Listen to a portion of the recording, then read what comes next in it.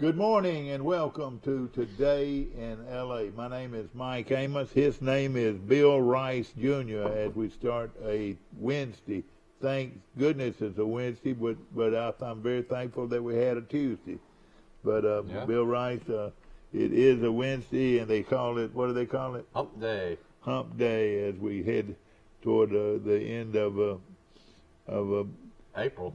Big April, and of course with May coming up, hey, you know what? I look at it this way, you know, they're going to get for the first time this year probably around 10 days off. Talking about the football team, they'll get around at least 10 days off to go home and lay around and have a good time. Good for them. Then they come back and they start working on their off-season program, which will start June, you know, first week in June.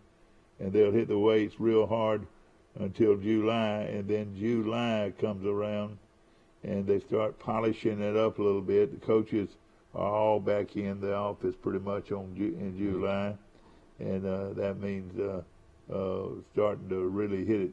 You know, the coaches are about the same way players are.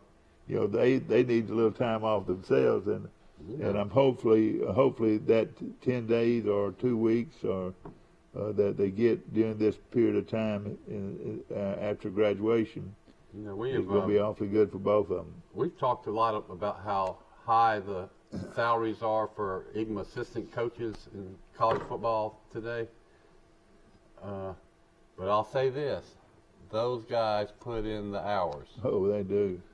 And some of them won't take the break, but this is a good time, though, for them to take a break. Then they'll come back and they'll start doing some 7-on-7s and some a lot of different offensive and defensive plays, and you know, it's just what I'm saying is, you know, August is just around the corner. It seems like in August everybody's back to work, and most of them will actually start practice fall practice early August. Yeah.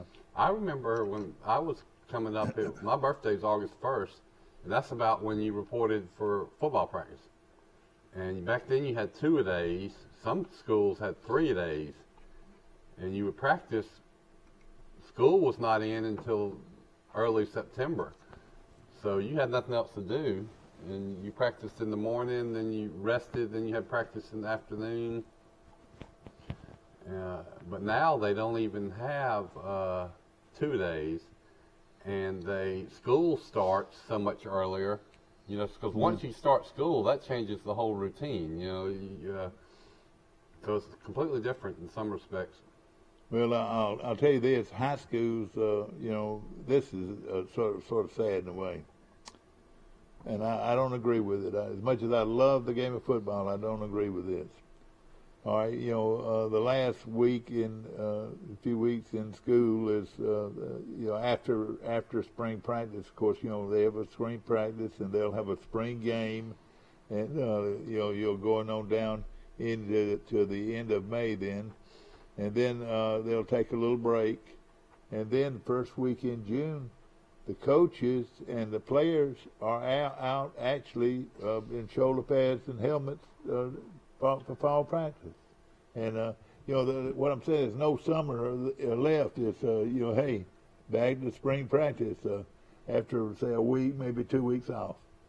Well, they can do these 7-on-7 and passing camp things now that they used not to do, and they travel to these tournaments and play in that. They know a lot of the guys they're playing against because they went on 7-on-7 with them. And then these the elite prospects, they all go to camp after camp and get to know each other. That's right.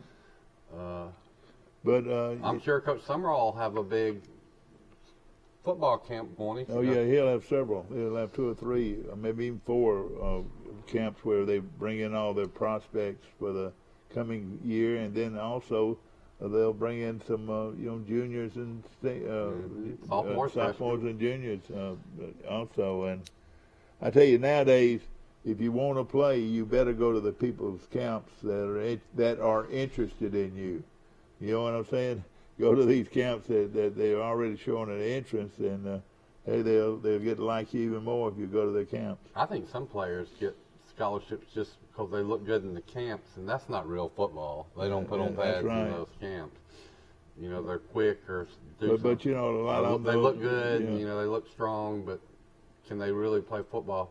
Yeah, but you know, at the same time though, it's you know, you want to be recognized and you want to be known, so And also, it's almost that, you know, you talk about the first big camp Alabama has. Hey, you better be interested or they'll look elsewhere. Yeah. How many times have I said that here it is, the head coach is sitting up here saying, son, I want you to know that you're the only tight end we're looking at. And and if you don't, pretty much, if you don't sign here or commit to us right now, we're gonna have to go to this guy from down the road. Yeah. So a lot of pressure put on these athletes, especially these juniors or seniors to be. It's really a lot of pressure. Guten Morgen. Morning. We're talking about football camps, these summer camps that the elite prospects go to in high school. And also talking about how much pressure there is on a player when he's asked to come talk to the head coach. This is during the camp. Mm-hmm. Say, man, you look great, man, and you look great and everything. Now go ahead and commit to us now, or we're going to have to go elsewhere. Yeah. I figured y'all would be talking about Troy's big win at Jack State in baseball last night. I didn't know that, Mike. I mean, at Georgia Tech in baseball last night. Oh, did well with the score, Mike. Troy beat Georgia Tech 12-8 last night. Troy scored 6 runs in the 9th inning and won the game. Oh boy, I wish I had listened instead of going to sleep. I wish I would have watched that. Thank you. Awesome win against an ACC, very good ACC program. Awesome. Yeah, Troy is now surprisingly 3-0 all time against Georgia Tech. That's good. Mike, tell us a little bit about who led Troy and how did they come up with that many runs in the last inning? Yeah, I was keeping up with it last night on my phone. They update on Twitter, which is a popular subject. But Troy had 13 hits. That's so right. They had a big night at the plate and were led pitching by a guy named, where's the numbers, Bay Wetcher. Oh, yeah, Bay Wester, yeah, good-looking pitcher, and they've been waiting for him to come on. How many innings did he go? Yeah, he had a great night. He went 6.1 innings, so almost 7 innings, only gave up 7 hits, 4 runs, 2 earned runs, struck out 4. Had a great night, and then a guy named Kyle Gamble came in and got the win. He pitched 1.2 innings, gave up 2 hits, 2 runs, 2 earned runs. And then in the 9th, a guy came in, Keaton Fuller, didn't have a great night pitching. He gave up 1 run on 3 hits, 2 earned, but got I guess the save as Troy wins 12-8 over Georgia Tech. A good Georgia Tech team too. Georgia Tech was record was 25-16 going. Oh boy, no question about it, Mike. That was a huge win, and Babe, you know, he's from Lawrenceville, just right across Atlanta. You know, probably no further than an hour from Atlanta, and he's from Lawrenceville. I was listening to the game, and Troy was up 6-3 in the 7th inning, and it looked good for Troy. But in the 7th inning, they gave up a 3-run homer. Oh boy! So you know, Georgia Tech tied it back up, and then Troy scored 6 runs. Jesse Hall had 2 hits, 1 RBI. William Sullivan, the big first baseman, continues to play well. He went 3 for 5 with 4 RBIs. That's great. And had a home run. He's a big, strong kid, and I want to say, I might be wrong. I want to say he's from Wetumpka, somewhere like that, isn't he? I don't know. I'd have to look. Kyle Mock had a hit. Caleb Bartolor is starting to play better. He had 2 hits, 2 RBIs. Trey Leonard, the left fielder who transferred in from Louisville this year, was 2 for 5, had 1 RBI. And then Diamond Wibbs, the second baseman, went 2 for 5 and had 2 RBIs. Boy, that's great. Boy, I tell you, it's good to see it. Now they come back to town to play a big 3-game series with Georgia State. Yeah. And that's going to be a good one. And they've still got to go to Georgia Southern for 3 games too on down the road. Oh, Troy's got like 16 games left. They got a lot left. So we got a lot of baseball. So it's going to be a lot of fun. This is the time you want to be playing well. Yeah. You remember last year the Braves were kind of just mediocre early in the year, and then they just slowly, as the season, it seemed like they got a star player hurt, and then they kept getting better. Yeah, they made some great trades last year. Their GM was phenomenal, picking up guys.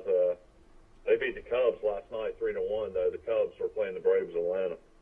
Yeah, and so how many more? You know, we used to keep up with when they play again. What is the home? Where are they? What's the Braves record? They're struggling. They're 8-10. Oh, I told y'all they got rid of their the heart of their team. They got rid of them. But I reckon it was over money. Wouldn't you say it was money? Yep. Well, it was under a contract, and his age, kind of played into the decision. But he was truly a great player, though. Don't you agree? Yeah. Freddie Freeman. Yeah, everybody loved him. I mean, it broke a lot of Braves fans' you're right. You broke your fans' heart. You made a mistake, I think. I will say the guy they brought in though is from Atlanta, played at Vanderbilt. Oh, did he? I think his name's Matt Olson, and he's hitting 385 so far with the Braves. Wow. Yeah, that's pretty good. Pretty good. Of course, these general managers, they got to cut loose the high-priced players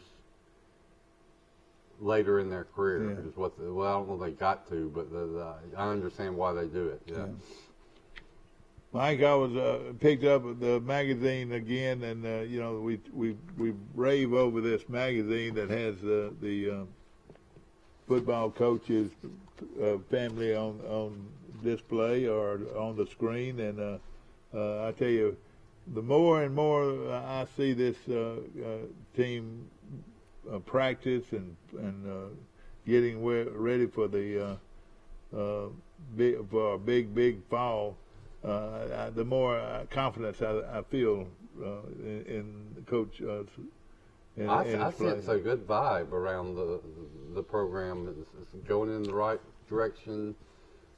Got the right. I mean, if he wins, he's going to win with Chip Lindsey's guys. Yeah. He's not. I mean, they've gone into the transfer portal, but the guys they brought in are mostly 1AA. They did bring in a wide receiver from UAB. All right, big 6'4" wide receiver, but it'll be a testament to coaching. Let's just say that. What you're saying is, the numbers are 85. You can only have 85 scholarship players, and once you give up, I mean, once you've filled the house with those players there, you can't offer anymore unless they come on their own. Isn't that right? They'd have to walk on, wouldn't they? I mean, it's just like you said. Troy's got 6 running backs. You think they can play? Just a couple of those running backs get in the portal. Yeah. And it makes sense. It makes sense, and Troy lost their scholarship quarterback Kyle Toole. Yeah. So now they have a spot at quarterback or another scholarship available. It's one of those things. Troy. If they go with Gunnar Watson, that means they got a lot of confidence in Gunnar Watson. Yeah. Well, he's a good football player, and I believe our backup, who wore the jersey number 12, I thought he looked very good. So right now, I feel but you got to look at it as a fan, though. Gunnar Watson's hurt every year. Gunnar Watson's never had a winning record at Troy. Troy's had 3 straight losing seasons.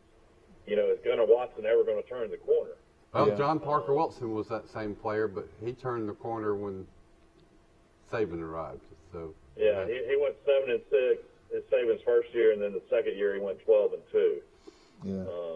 So you just don't ever know. I mean, you don't know who's going to get injured. I mean, it's just one of those. You don't know what's going to happen off the field. During the bad times of it seems like something always happens, at different universities. But hopefully none of that will happen. Yeah. I'll tell you this number 12, the backup. I watched him in warm-ups for about 40 minutes, and he can spin it, man. Yeah, he's a good one. Yeah, he's a pure freshman. He looked in warm-ups anyway. He looked very accurate, and man, he's not that big, but he has a rocket for an arm.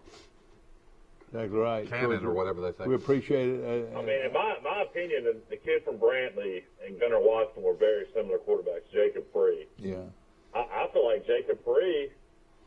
I think Jacob Free was a good football player, and it wouldn't bother me. I think he possibly could have won that quarterback competition last year if he would have stayed in the mix. Yeah. I know he would have played. Well, I tell you what, he played one game that I can remember. He played one of the best games maybe in the history of Troy football. Was when threw for about 450 yards. Went over to Arkansas State, one of the nemesis of Troy's programs over the years, Arkansas State, and he beat him like a yard dog. I mean, 400 and some yards at Arkansas State. This is a kid from Brantley. The game I remember though is last year when, or not last year, but the year before when Gunnar Watson got hurt against Coastal Carolina, and he led that comeback. Where Troy actually took the lead, should have won the game. Yeah. Now he's coaching at Strawn High School, so it's history. But we appreciate what he did, and I hope he's watching today because he was a good football player, and of course now is coaching. The kid Troy brought in last year, though, Taylor Powell, I think he was injured after maybe the first game with his knee and his mobility, and that game against South Carolina, Troy had chance after chance after chance to win that game. Yeah. I mean, he just made horrible decisions. Yeah. Throwing the ball. No question about it. But now that pick six, probably ended up costing Troy. But then late in the game, Troy had the ball with a chance to win that game. I'm sure.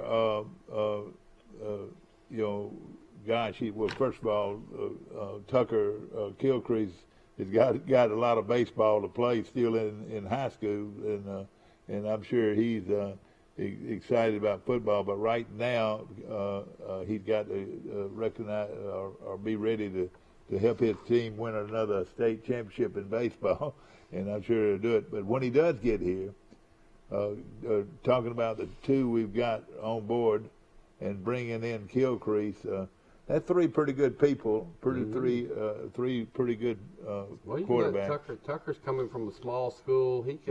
He would probably benefit from a red shirt and growing and being around the college program for a year. And then, exactly, and that's exactly right. And at the same time, if he is good enough, if he does ring a lot of bells early, he might be the third man right off the bat.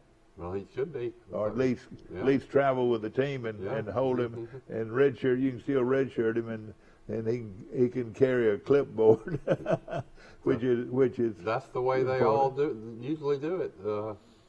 Carry that clipboard, pick up that clipboard, son, and follow me. Rice are saying the Georgia Bulldogs, who won the national championship over Alabama, could have 6 guys drafted in the first round, which would tie Alabama and Miami. Ooh. For the record of most first-round picks from a university. Tells you how much talent they had on that roster last year. Boy, it sure does. They weren't even challenged all year until they lost to, did anybody really give them a game until they lost to Alabama? No, I don't think they had a close game. Yeah, so they were loaded. So surely they are going to drop off this year. They just lost too many good players. NCAA President Mark Emmert will step down in 2023. Paul Feinbaum's been mentioning all week. Will this be the end of the NCAA? I don't know what you can do. I mean, the NCAA, I think, is always going to be involved in some capacity, but I don't know if you do a super conference. I don't know who would govern it, Rice. Yeah, right. It's coming. I mean, I think too many smart people have said that what they're aiming for is a big boy league of 50 or 60 elite schools with the blue blood brands. ESPN wants to televise all their games, and then they wouldn't be part of the NCAA. They would set their own rules. That's for sure. And then the Troys and the Southern Misses and everybody else would be in some second tier. You know, that would be just like, and this is all hearsay and our opinion, but that means that, you know, like the teams like Troy and Arkansas State and Southern Mississippi and South Alabama and all them would be back like an old 1AA school. They would have their own playoffs and all that, and it would still be great football, but it wouldn't be. And I would still think that they would still might play one big boy. You know, could possibly. You know, they would have to do that. The money would be all through the television contracts of the Super League. I mean, when it's all said and done, a Super League might even be more popular than NFL. So here's what they do. All the TV games would be desirable. All the home schedule would be desirable. The teams would make more money because the TV contracts would be bigger, and then they'd be dividing the pie among fewer teams. So, I mean, for the Power 5 type conferences, it's almost a no-brainer, and they're all trying to survive. You know, they're also not. They're trying to fund their girls' rowing team and cross-country team too, and so that. Yes, they're making a ton of money in football, but they're actually losing a ton of money in all the other sports. So they got to make a ton of money in football to fund these other sports. Well, I mean, it'd be easy. It could be the National College Football League. Yeah. Well, and all of this is hearsay, and hopefully none of this happens. This is speculation. Yeah. Well, I feel like some way, somehow, it's going to happen because the name, image, and likeness. Players are now being paid at these big schools, these big programs. I mean, you know, Saban and Dabo Swinney, you know, come out and talked about it. I mean, Texas A&M, basically right now, any recruit in the country is realizing how much money is in certain programs. I mean, it's just everything's changed in college football now. Well, I would, you know, really, let's think about it. We'd miss if Troy got fewer games against the Ole Misses and Tennessees and South Carolinas, we'd miss them. But really, that's just one game. We've built it. We're in this great conference, and we got some good rivalries. Yeah. And you could add teams like UAB and Jack State. You could still have high interest in the program, and like y'all said, you still might get an occasional game against a big boy. It probably wouldn't be the end of the world. It wouldn't be. It wouldn't be. And like you said, are they starting to all play 9 conference games? It's coming that way. Yeah. Well, the SEC will have to have 16 teams. Yeah. And then maybe 10. Yeah. I think what you'll see with the SEC going to 9 conference games, possibly even 10, a lot of these contracts they were in, they're just going to have to buy them out. Yeah, right. I mean, I've just said all So, along. some of these future schedules might change a lot in the SEC. I've just said there's going to be fewer slots in the future for the South Carolinas and Ole Miss to play at Troy. I mean, it's not saying you can't get those games, but when you get one, you're going to be really, really happy because you get one every year, or sometimes 2 every year. Now, in the future, you might get one every 3 years. Yeah, big news in golf. Phil Mickelson is registered to play in next month's PGA Championship. Thank goodness. So Tiger Woods has signed up as well, so it's possibly that both Tiger and Phil will play. Mickelson has asked for a release, though, from the PGA to play in the LIV Golf Invitational in London on June 9th to the 11th. That's the Saudi Golf League that started all this controversy. Several PGA golfers are supposed to play in this event. there could be some conflict as far as the PGA releasing them to play in it. The amount of money, though, that's involved in this is insane. It's going to be 8 events on the LIV golf tour for a total of $255 million in prize winning. Purses will be at $25 million, which will be the richest in professional golf. Oh God! $20 million for individual prizes, $5 million for the top 3 teams. The top 3 individuals after the 7 regular season events will also share $30 million bonus. So the money that the Saudi League is paying these guys, it's just too much to pass up. It is, and you know what?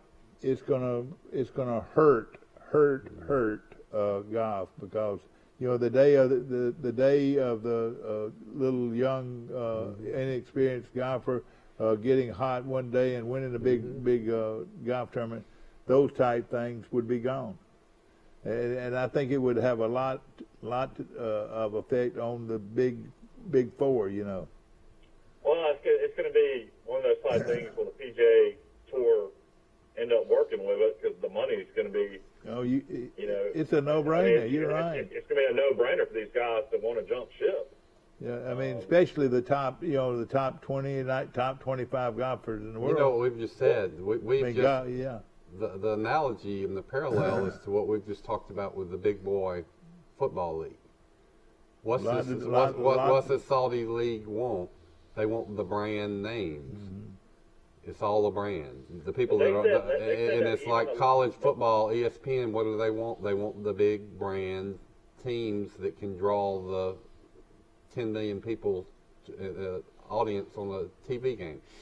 They said even like the last place guy in tournaments is going to win like $250,000. It's crazy. Oh gosh. Oh man. Well, you know what that also tells me is how obnoxiously rich these Saudi Arabian princes are, and how much money they're making from oil. $250 million is like a quarter to me. Well, most of them make that a day. A lot of these. But the sad thing is about all of this, and I think you can see in red, white, and blue. It's going to try to make a big 25 or big 50 tour.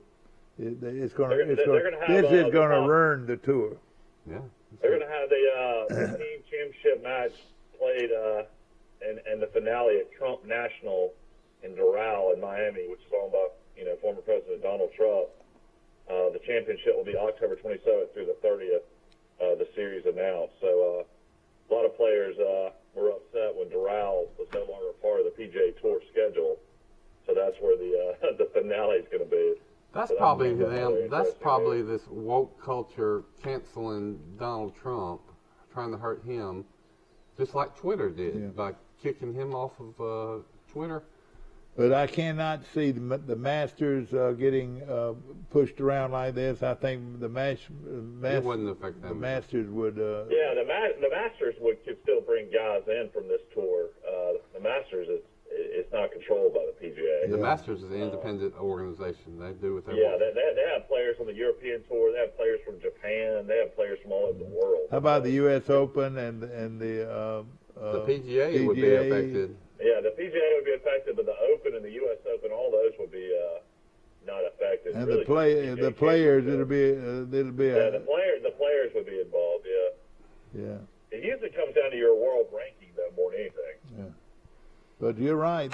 These guys. It's a big thing that really hadn't been getting enough. Yeah. Isn't really Greg Norman the mover and shaker behind this? Yeah. He's going to be the commissioner. Yeah. Well, I'll tell you this. They say Bubba Watson's going to play in it. They say 15 out of the top 100 players in the world are going to play in London. In boy, June. Isn't that something? Man, oh man, they have messed it up. I guarantee you. All you got to do is look at it and. Well, you already have tournaments now. Like this tournament this weekend down in Mexico. John Rahm's like the only decent player even playing in it. Like some of these names that they have playing are just like guys that maybe usually finish 50th or 60th. Yeah. It's like no competition. Well, what it'll be though, it'll come down to each week saying which tour you're going to play on, which one. I mean, I'm gonna try to play in this tournament this week, and or we'll go over and play in the big tournament next week. Or, you know. Well, I mean, some of these tournaments though will be played in the United States. They're not all overseas. Well, I'll be interested to see what TV contracts they get. But yeah, that's what's going to be interesting to see who picks this up. I mean, I'm sure somebody will.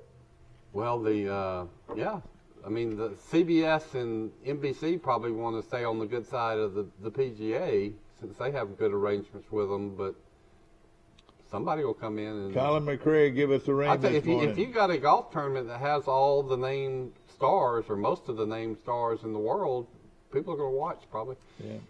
Yeah, the PGA Tour Commissioner Jay Monahan told players after the PGA Championship last May that anyone who joined the Saudi Finance League would be suspended, potentially face a lifetime ban for the PGA Tour. But we'll see. All right, it's going to be that drastic. Yeah. That drastic. Well, let's see if they call it bluff. Well, and another thing now, the top 25, if they rallied here together and said, "Hey, let's jump ship and go with a new deal." You know, I could see I could see somebody like my favorite player, Michael. Play. Oh yeah, but let's be perfect for Bubba. But and Bubba is past his prime. That's right. But he also has name identity and is popular, so he knows that this is a way for him to keep making big bucks. Yeah. And so for someone like Bubba Watson, it's ideal. And you know what, Mike? Apparently, a lot of people have come out and are now starting to defend Mickelson because what he said was supposed to be off the record with this journalist that was writing a book about Mickelson coming out this summer, and they said Mickelson's been careful throughout his career to not ruffle any feathers. I mean, he's opinionated, but had never said anything that drastic. Yeah. But they're saying now that the PGA Tour was possibly involved with this writer, and the writer went to the PGA Tour and released this, trying to shut down this league. Yeah. Oh my God! He did a pretty good job of doing it, but I don't know if they'll ever go to the courts or not. This sounds like a little 3D chess CIA operation. do you know? I just say you, Ryan. I mean, you've been a journalist all your life. I mean, off the record should be off the record, I would think. Yeah. That's big time serious stuff. You say off the record, you can't use any of it. Well, I mean, why would Mickelson all of a sudden? I mean, he won a PGA Championship at 50. He was like the hottest he's ever probably been in his life. Why would he try to, say something like this on record? Yeah. I mean, especially if you read what he said. And also, the other thing is, you make another point. Is he's been a media star since he was 21 years old. He knows how this works. He knows how to say off the record and make sure it is. All right. Take Michael. Take this tournament that's going on in Mexico this week. All right, and you said John Rahm's the only real great golfer in this thing. That's what this 25 does. People want to see the best. Say the top 25 in the world. Mm-hmm. That's what you want to see, other than Joe Doe winning the Mexico Open, or Bill. Yeah. Smith. I tell you, the SEC network does not want to televise Alabama versus Louisiana Monroe. But you know what? They definitely don't want to televise Arkansas versus Louisiana Monroe. Yeah. And and exactly, and it's now, and also, Mike, we're opening up a can of worms here. What does the seniors do? That's an issue too. For some of these senior players would like to probably try to play in this league too, like Ernie Els and some of the younger guys. That are still good. Still pretty good. Yeah. And they would want them. They want the stars. They want the names. Yeah, that's right. Yeah. Ernie Els, they would love. Do you know? I really believe this. I really believe that this new league's gonna overpower them. I really do. I believe. Well, the money's just too hard to pass up. I mean, a guy in his early 40s, mid 40s, late 40s. I mean, you'd be crazy not to play, and they're almost giving you money. All right, very similar. It's something you brought up just a while ago. You take it's the big tournament in Mexico. It's just like John Rahm is going to be the only real,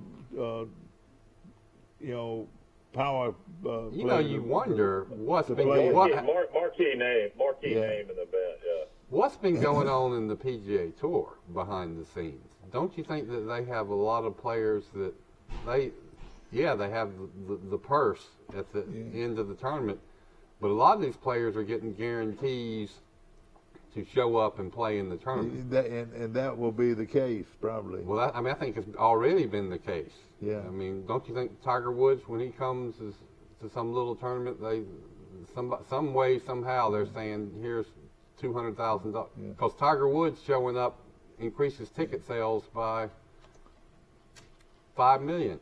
Well, exactly right. Tiger Woods could dictate anything he wants at this point in his career. And Tiger could save the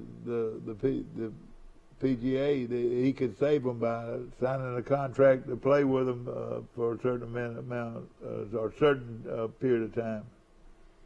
Well, that's interesting. Well, it's like it's happened when Tiger plays, he's where all the cameras and all the television is going to be. Yeah. It happens in professional wrestling. They have different leagues and stars, and it's happened in football before when you have these upstart leagues. I remember when they had the USFL and the AF, and when the original American Football League, there was always a couple players that bailed. Like Larry Zonker one time bailed from the NFL and went to one of these leagues. And it's how does the other league respond, and who hangs with the established league and who doesn't.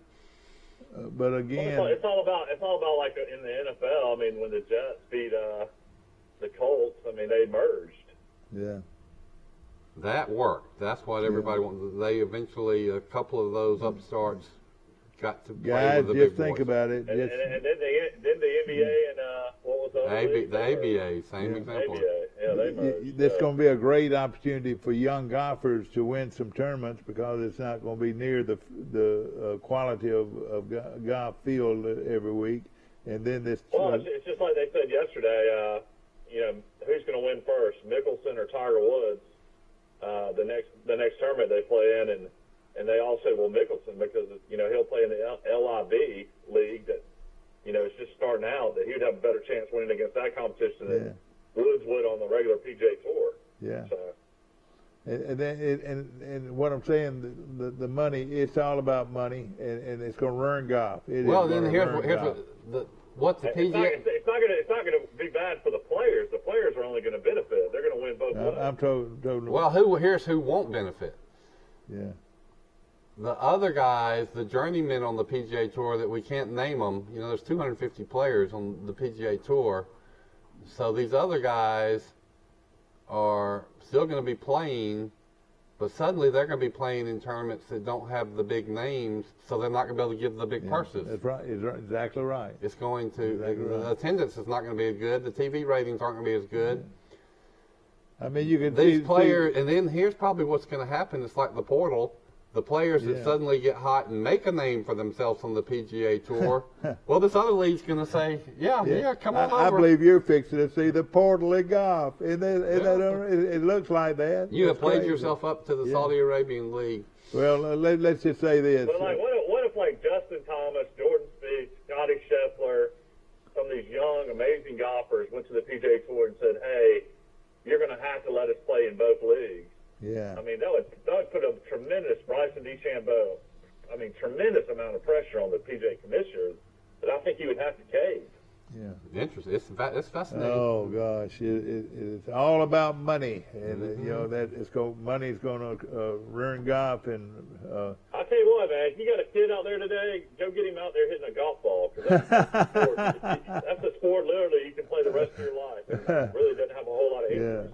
But I'm saying the odds are get him to be a punter, or you're talking about 100 guys really in the whole world are getting ready to get really. They're already rich, but they're getting to get And Richard, Mike, I don't know, man. I've seen some punters get their heads knocked off when they outkick their coverage and the guys return it for a touchdown. They go after that punter. Yeah.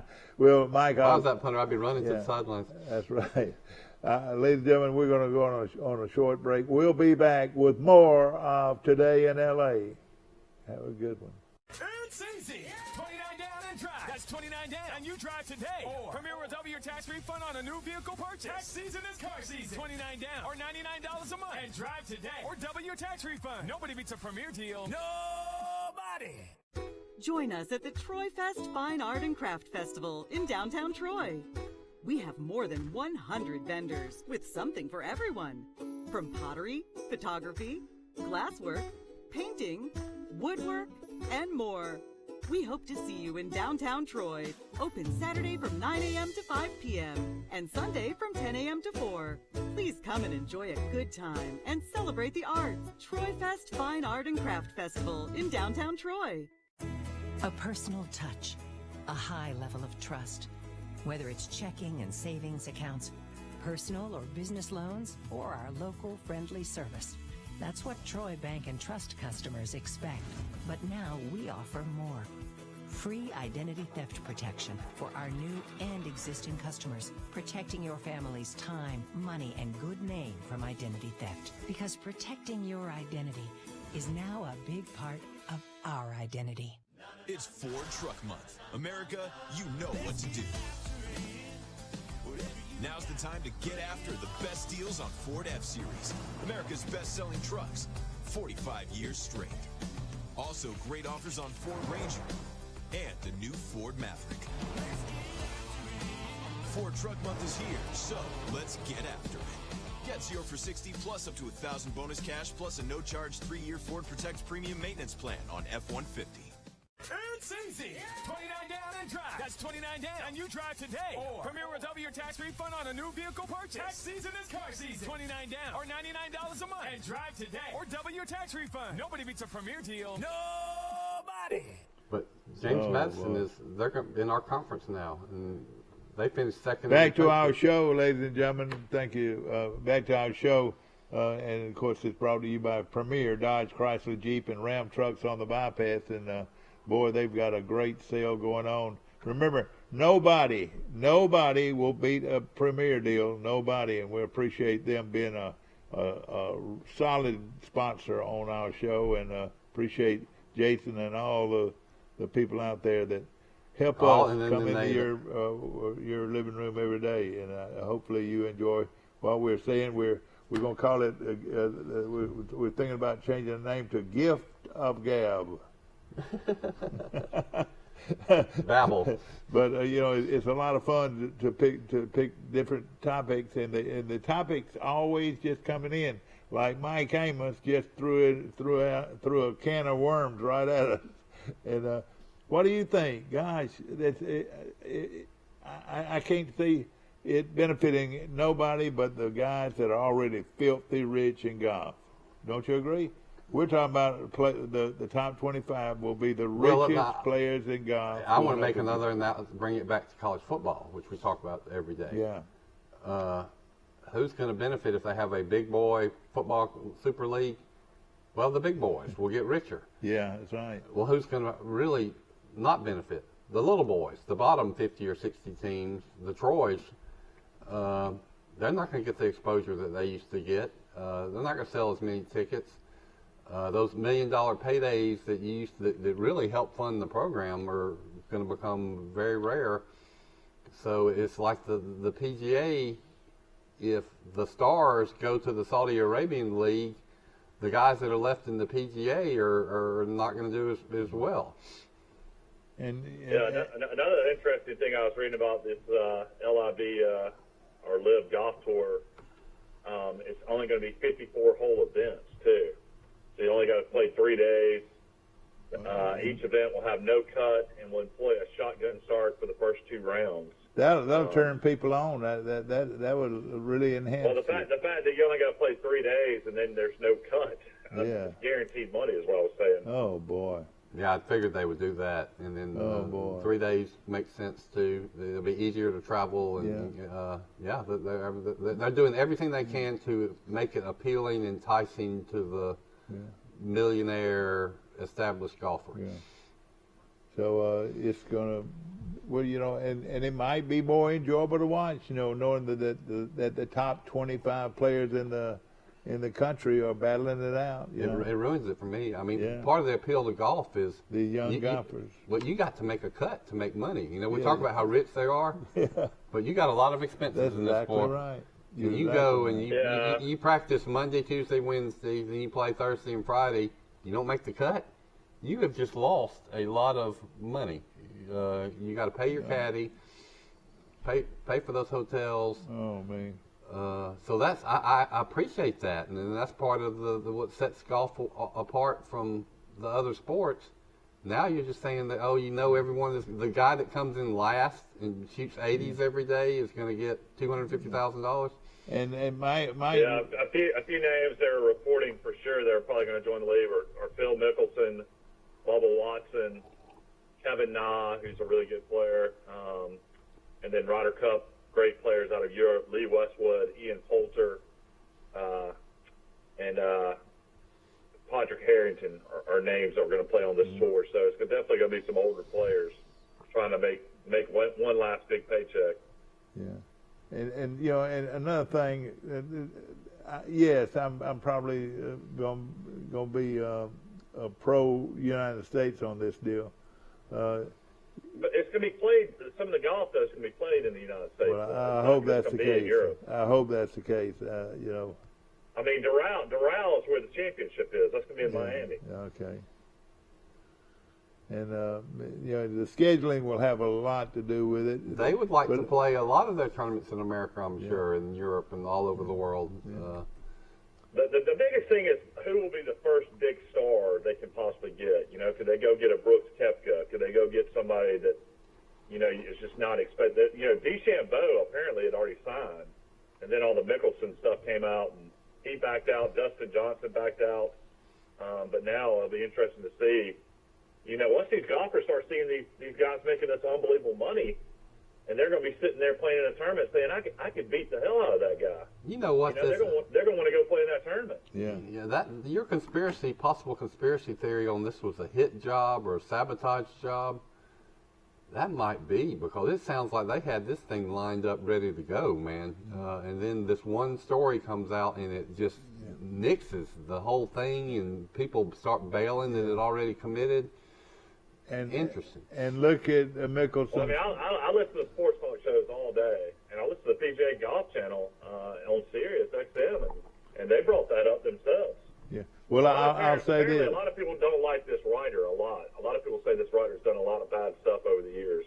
Well, you know, you look at Mickelson and he might have been a plant. Look at Mickelson. I bet you he's already cashed in on a lot of this for going ahead and taking the front. The risk, being the front man. You're right. Being the front man, and he's taking all the blows himself. I'll tell you one thing about Mickelson though. He's got a lot of money. He's going to have to provide a lot of security around him the rest of his life too. He's still my favorite player. He and Bubba. He's definitely my favorite player. I mean, I like Dustin Thomas a lot, but Mickelson is always been and I like now. I really like this new guy too, Scotty. I like Scotty a lot. Did you? I like Speed. I mean, there's a lot of guys I like. Exactly right. I'll make a prediction. You know who they're going to get? Who? What? Who's already said he's only going to play a couple of tournaments a year? Tiger Woods. Tiger Woods. Uh-huh. Well, that would make the tournament right there. Let's write them down. Tiger Woods lost some endorsements. He's not making any money playing anymore, and he could go join. He could play 8 tournaments a year in this league and make $100 million. Tiger's close to $1 billion already. But I mean, the only thing Tiger wants to do though is he wants to break Sam Snead's record of 83 wins, the most ever on the PGA Tour. So he's going to try to play and break that record for sure. He's not going to break it. I think he knows it. I wish I had all I'm looking at me, but it'll be. Are they going to limit just 25, or are they going to have 50, or? No, I mean they're going to have. I think 50 players in each tournament. Oh, okay. Also, I say that With no Tiger cut. and Phil used to be cool to each other and cold and have this rivalry, and I don't think they really liked each other. But the last couple of years, they're become more buddy. Yeah. And then Justin Thomas and Tiger Woods are buddy. Yeah. And Phil's now buddy with Tiger. And, and I'll tell you, we have talked about how much we like the commentary on the Golf Channel. They've got some real cerebral they're good. Yeah. guys. Well, I watched hours of it during the Masters coverage. Who's that guy they got that's their main Brandel DeChambeau. No, yeah. Brandel Chambly. Thank you. That guy is real like him. cerebral, but he made reference after reference to this league during the Masters week. Yeah. He said that's where everybody's mind is what they've been thinking about. So that leads me to think this is a potential nuclear bomb. I mean, it's right under the surface, getting ready to. And it's run by people with unlimited funds. Unlimited funds, the Saudi Arabians. Gosh. And I'm sure, everyone I'm out there, let's say gets a $2 million $2 million check just to play in the tournament. Yeah. Oh gosh. I mean, think how much these golf announcers and people that work for this. Oh league yeah. are Oh getting yeah. Yeah, right. No question. I wonder. Look at the USFL right now out of Birmingham. All the games are in Birmingham. They got their top guys calling these games. I'll tell you this. To the NBC. I mean, it's crazy. And you know what? I bet you I haven't even watched a play. And I love football as much as anybody, but I haven't watched a play. I watched 3. I've watched 2 games in Birmingham. The Stallions are 2-0. I've watched bits and pieces. I don't watch them all. Well, I told y'all that I looked at some pictures. I was curious about attendance in these games that don't involve Birmingham. Well, the Philadelphia team played the New Orleans team in UAB's new fancy football stadium. Of course, they don't announce the attendance, but they ran some pictures of the stadium. You could count them. There was about, in a 44,000 seat stadium, I'm going to say there were 130 fans at that USFL. I'll tell you right now. There are more at a JV Yeah. junior high Tuesday night game anywhere in America than there were at that game. This is just a great place to go drink beer.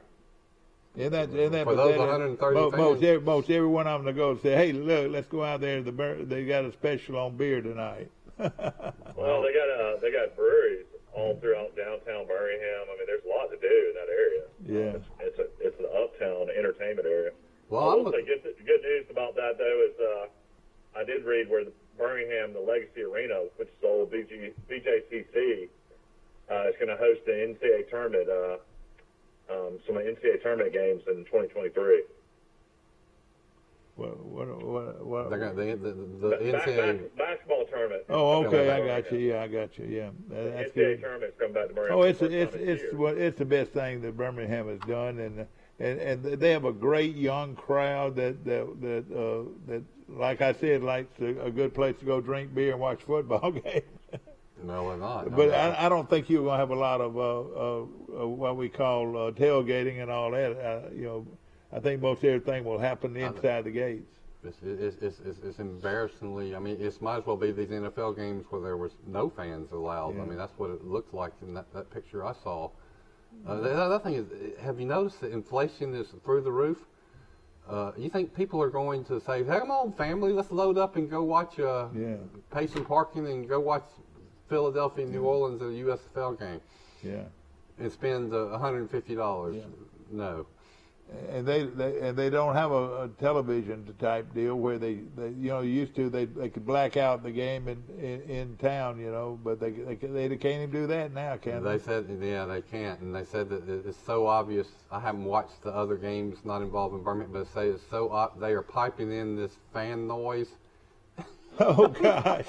And, No. you see they probably try to keep the camera shots down on the field, but occasionally, like when there's a punt, you got to show the bleachers, and so you hear this roar of the crowd, and I'm not exaggerating. There were 150 people at this football game. Mike, how many games are there, and how many teams do we have? There's supposed to be 10 games, I think, during the regular season, and then the playoffs will actually move to Canton, Ohio, and that's where they'll play the playoff games. That's the home of the College College Hall of Fame, isn't it? NFL Hall of Fame. Oh, NFL. Okay. Well, this league will be one and done if they even make it through the end of the season. So. Now, I got the latest on the high school baseball playoff.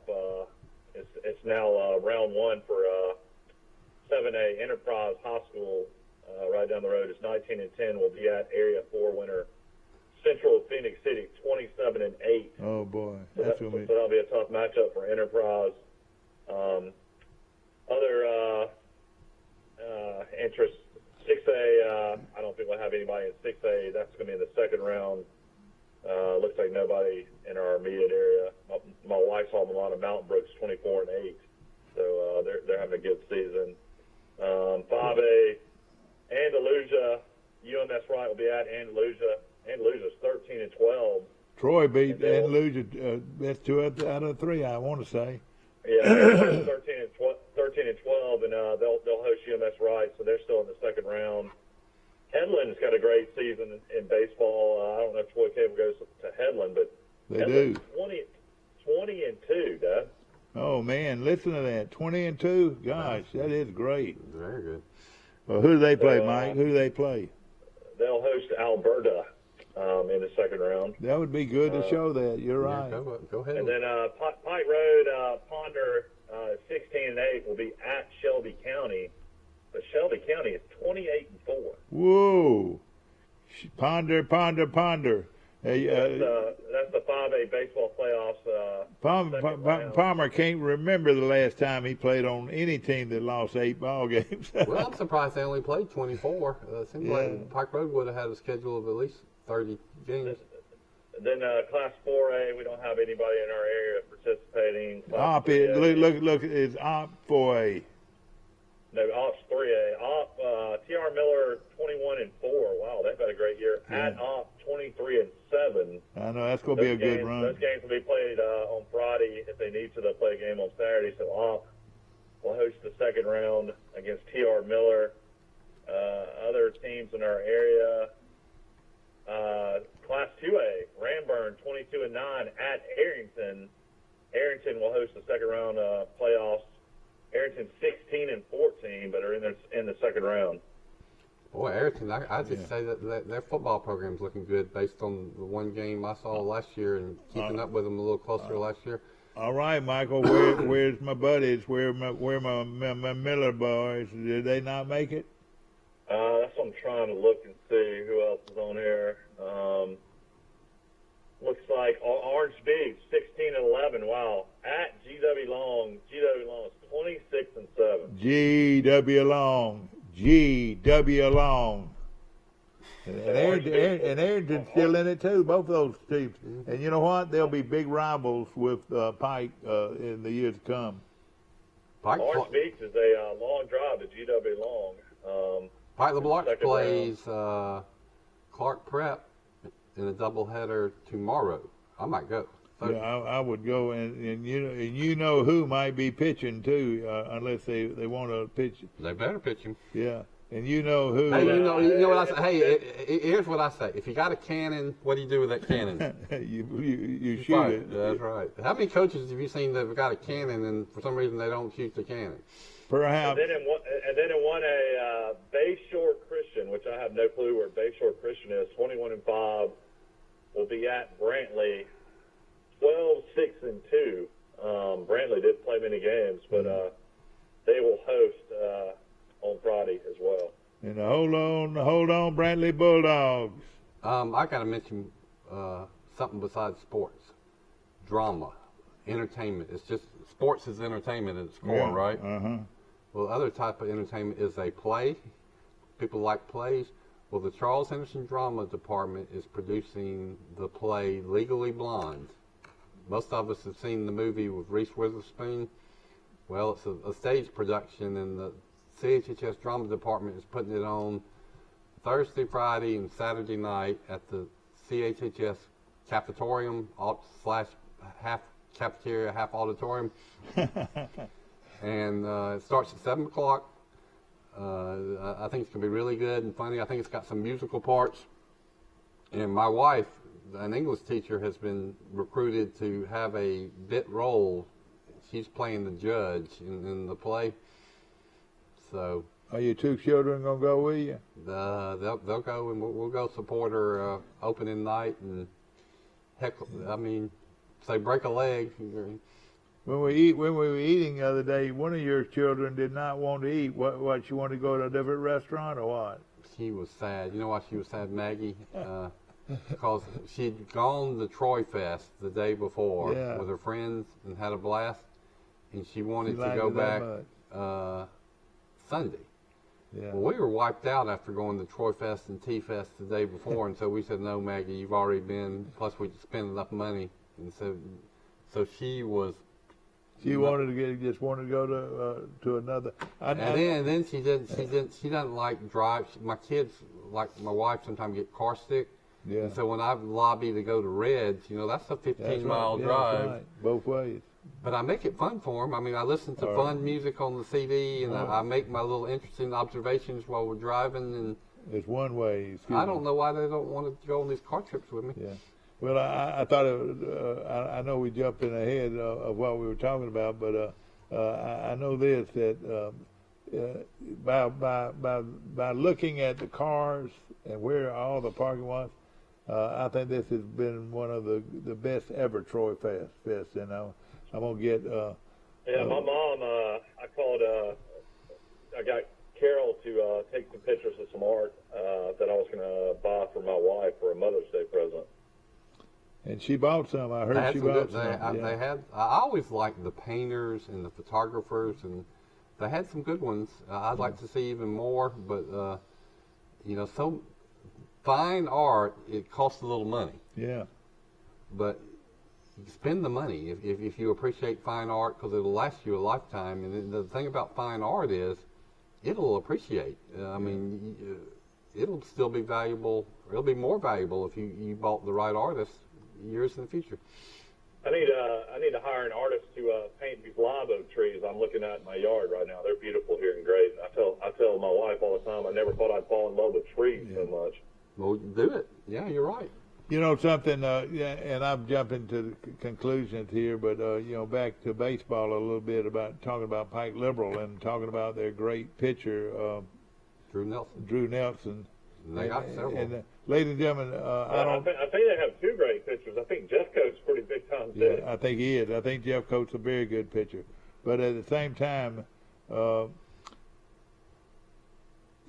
when we talk about great pitchers in the state of Alabama, I would almost be willing to say that our guy right here in Troy will be named the top pitcher in the state of Alabama this year. I know he will in the private schools, but I think if they do an overall deal, that let me just say this, ladies and gentlemen. This kid goes to Lee Scott Academy, a very well-respected school, very well-respected baseball school.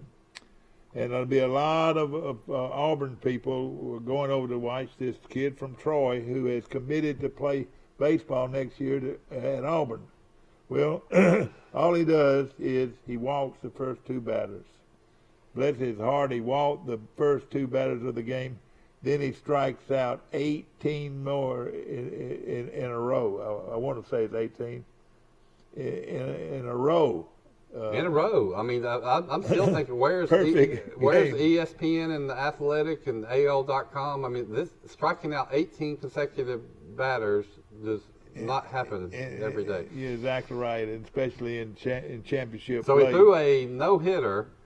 We first thought he might have had a perfect game, but no, it was a no-hitter. But, nobody put the ball in play. Yeah.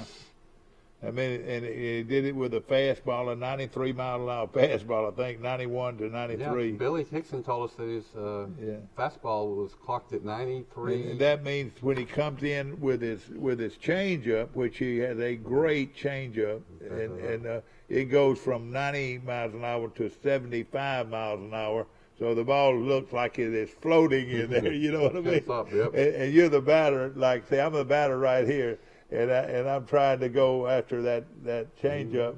I'm up here somewhere when the ball's already thrown. You know. That is something else. I mean, to strike out 18 in a row. I mean, I'm a sports fan. I've never heard of that before. You know, and the thing about it, for the last 3 years, even as an 8th grader, he was just almost unhittable.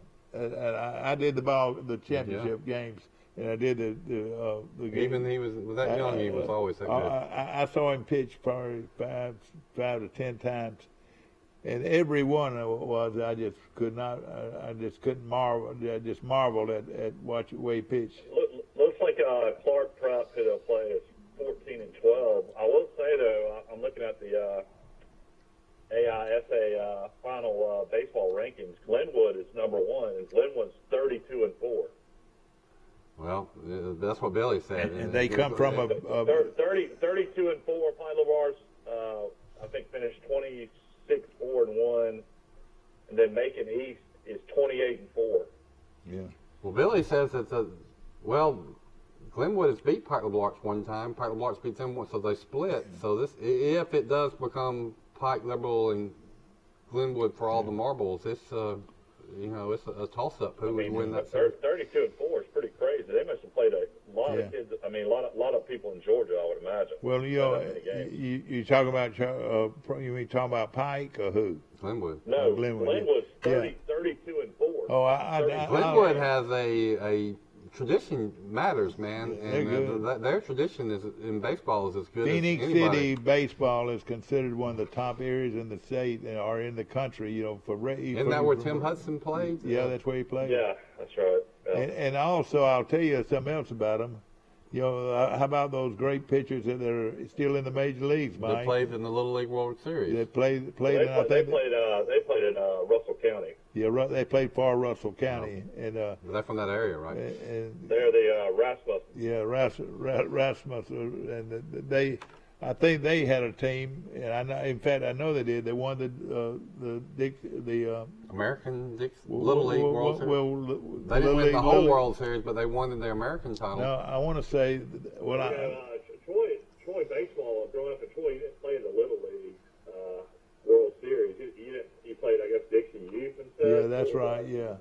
In fact, can you imagine how many teams Troy probably would have had go to the Little League World Series? Yeah, exactly. The kid, the Rampus kid, or whatever, played on the Little League World Series team. Rasmus. They played on the Little League World Series team. And I think two of those brothers are in the major leagues or were in the major leagues. They were. They're not anymore. And another kid that made it way up there was a kid that was coached by a former Charles Henderson a coach that won the state championship for Charles Henderson. You remember that? That's what, Levi Garrett? Levi Garrett, yes, sir. Yeah, how's his? He won a state championship. Who did he coach in the Little League World Series, though? Well, I'm not talking about him in the World Series, but I will talk to him about.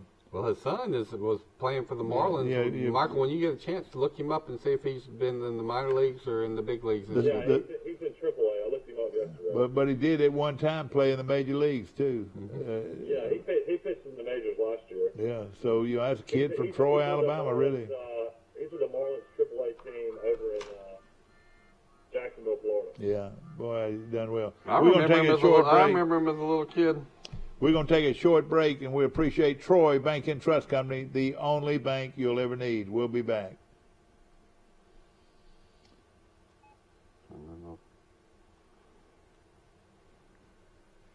The Rasmussen brothers were Corey and Cody. Yeah, let's continue. No, we're not going to be able to go on break. Garrett, though, was a first-round pick, and you talk about the best pitcher prospect in the state. Yeah. It was about 4 years ago. It was him. He was then playing in Florence, I think. Yeah, his dad was coaching in Florence. That's right. Exactly Levi, right. who's a friend of all of us. Steve is his name, but we all called him Levi because his last name is Garrett. Levi, you get it? Levi Garrett.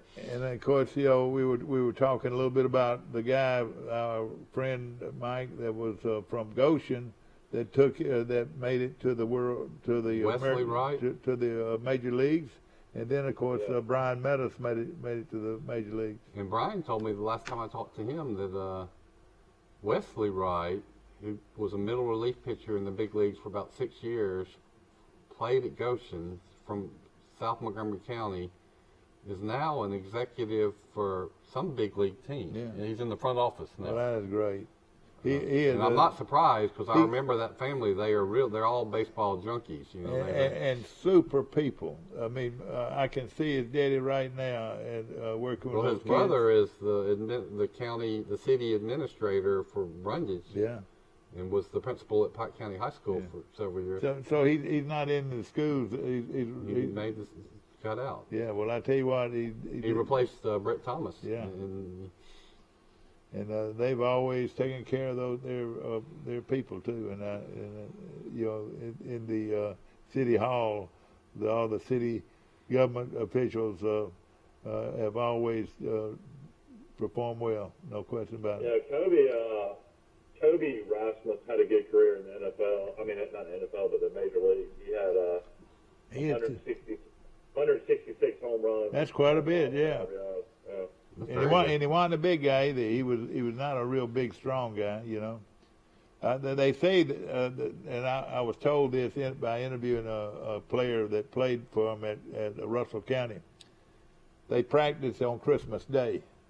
They came into the gym and practiced, worked out with weights on Christmas Day. I mean that's how fanatic. What would you say? A fanatic coach at one time. He made sure his guys were ready and physically, and they were he was an unbelievable athlete in high school. Since in high school, senior season, he batted .484 with 24 home runs and 66 RBIs and 69 runs in just 39 games. That is unreal. That is unreal. It's 24 home runs past Bo Jackson for second all-time in the state for home runs in the season by a high school player. Yeah. In a pre-draft workout, Ramus was clocked at 95 miles per hour throwing from center field. My God. Yeah, he had a Where great did he arm. go drafted? Was he like in the top 10 or 15? He also ran the 60-yard dash in 6.7 seconds. Yeah, that is very fast. Wow. That's Mickey Mantle's speed. Now, something, and we said that baseball was a dominant sport at Russell County. How about this? I did a football game that same year we were talking about. I did a football game over there, and they didn't even have the roster. Oh, God. Their football team didn't even have a roster, and it's the most unusual game I've ever worked. I had to Rasmus was a 28th pick overall in the 2005 draft. And it was like they didn't even have a football team. It was unreal. That baseball was the king. You asked about Drew. Is he considered the top pitcher in Alabama? Well, I think he's probably got to be, because hadn't he played on some of these all-star junior national teams, and they only picked 24, 25 players, and he was picked. Oh, yeah, exactly. And, he's done it. He's been in all these It's like Brian Meadows. He was picked on some teams like that when he was. But, and, of course, they know about him. Yeah, there's no now, question. He's, I don't know. They look for these body types and the tall, lanky people now, and he's just average size, but thick. Well, he's not real tall. He's over 6 foot. He's about 6'1". But one thing he does have, we were talking about this yesterday. He's got powerful legs, and he's an all-around athlete. Yeah, he is. And, he's cerebral and smart. Yeah. I don't know. I mean, he's got the intangibles he keeps working hard, and he should have a bright future. And and his opportunities as far as the draft goes are his next 2 or 3 years at Auburn if they want to come out early or whatever. I'll tell you this: he's one of the outstanding players at Auburn next year when he gets there because of a great pitching ability. Well, he'll have a great experience. I would go to college, enjoy the college experience, you can be with your friends, play on a great team in a great stadium and great venues in the SEC against great competition. It'll be every bit as good as single A or double A baseball, even better because you're going to have better crowds. The problem though, if you go to college, you can't be drafted until your junior year. Okay, yeah, that does have a big effect, and he's going to have some opportunities, I'm sure, to be drafted, and especially when he's throwing the ball 90 miles an hour. It's not just that he's got the great change up. He can also bring good fastball. That he can bring it with a 90 mile an hour fastball. It's going to just complement the other great pitches that he has. It's going to be fun to watch anything. Of course, we've got Auburn coming in here, Mike. What's the date on Auburn and Troy? I think it's next week. I'll have to look that up. And it'd be fun to look at Auburn's pitching compared to this kid from Pike LeBlanc. I'm teaching my son Jack is finally getting interested in sports. So we go out in the front yard every day and we start off throwing the football, and soon we're hitting wiffle balls. Oh yeah. We're kicking soccer balls, and then we're shooting basketball. We play them all. Mike, he found a little tennis racket somewhere. Yeah. And so he wants to hit the baseball with his tennis racket. And I say, okay. So I say, back up near the car. And I back up about 15 feet, 12 feet, and I pitch him the little plastic wiffle ball and say, hit it with the tennis ball. Yeah. And, man, I threw it overhand. I didn't think he'd hit it. I threw it pretty hard. He whacked it with that tennis thing, line drive. Where do you think it hit? Right in my left eye. Oh, God. God. I was seeing stars and thinking, are you serious? I was thinking, Bill, you're going to go to the emergency room and you've got a damaged eye socket. Yeah. Well, it wasn't as bad as I thought, but I said, Jack, that's it. And this is a 5-year-old kid? 6-year-old kid. Yeah. Well, I was hit by a line drive by a wiffle ball, hit by a tennis racket. Well, I'll tell you this right now. On the other line, you've got a young man named Mike Amos, who grew up in the home of Mike Amos, that had hit at least 1 million wiffle balls at one time. Boy, we used to throw that wiffle ball until my arm was about to fall out. We did too. I mean, we played wiffle ball. And in Opelika, they did something neat. They had a rec center near the junior high school and the middle school, and I walked by it every day and stopped and played. They had a basketball court. In basketball season, we played basketball. But in baseball, otherwise, they played wiffle ball in the gym. Yeah. With these good wiffle ball bats, and if you hit the ball up into this gray stuff on the wall, it was a home run. Yeah. But the popular sport at the basketball gym was wiffle ball. Yeah. It's all about eye and hand coordination. That you develop that by hitting wiffle balls. Would you say, Mike? Yeah, and in wiffle ball, you throw the ball. You throw the ball at the runner, and that's an out. Yeah, yeah.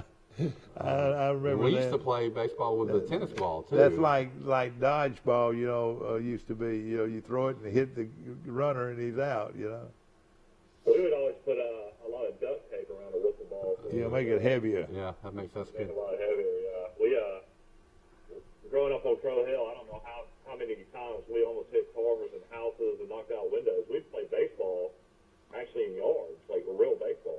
It was crazy. Yep, you were. I can remember your neighborhood. Also on the beach, Dad would bring a bucket of balls. This honest God truth. This tells you how many people used to go to the beach compared to what you have now. We'd go down to Sunnyside to the beach house. And we'd have a bucket of baseballs, real baseballs, and I would hit baseballs all day on the beach. That is different. Yeah, it was fun. Yeah. You talk about your neighborhood. My friend Charles Bradshaw lived up there, so I spent a lot of time at Crow Hill in 8th grade, 7th grade. And I remember when Charles and I would have little golf tournaments, start at his front yard, and then it'd be like, there's a tree 2 houses down. That's the whole.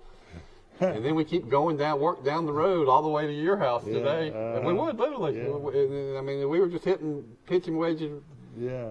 It's amazing we didn't hit a car. Hey, what are you doing in my front yard? Digging up divots and.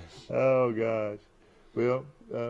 Yeah, I mean, I always tell people all the time when we were growing up in the neighborhood.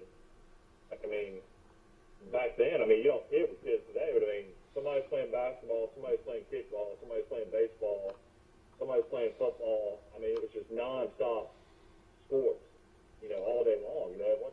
You don't see it. I have commented. If you didn't go outside when you got home from school, something was wrong.